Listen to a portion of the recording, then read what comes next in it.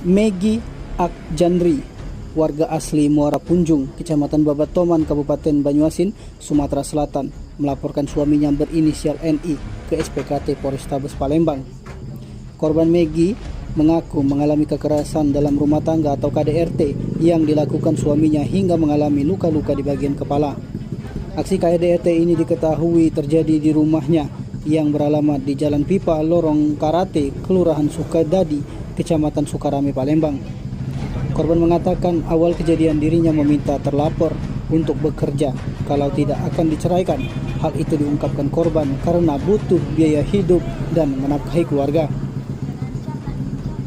Sebelum dianiaya suaminya, diakui Megi dirinya memang sudah sering jadi pelampiasan kekesalan suaminya itu.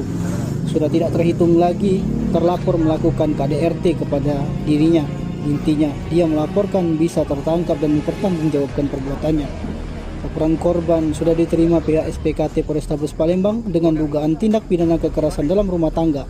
Selanjutnya laporan akan diteruskan ke Satreskrim untuk ditindaklanjuti. Yang bagian ini. Ditonjok ya? Iya. 2 kali ya? Iya. Pakai apa tuh? Pakai tangan. Pakai tangan. Iya. Itu awalnya gimana ya? Awalnya aku minta cerai. Dia Terus? udah galak gawe, aku minta cerai. Dia udah galak. Dia ngancam nak nyincang. Nak dibunuh. Kenapa alasan kita minta cerai? Dia udah galak gawe. Hah? Udah galak gawe. Udah mau kerja gitu? Iya. Lah sering kita Ya sudah sering. digebukin gitu? Sering. Dipukulin? Iya.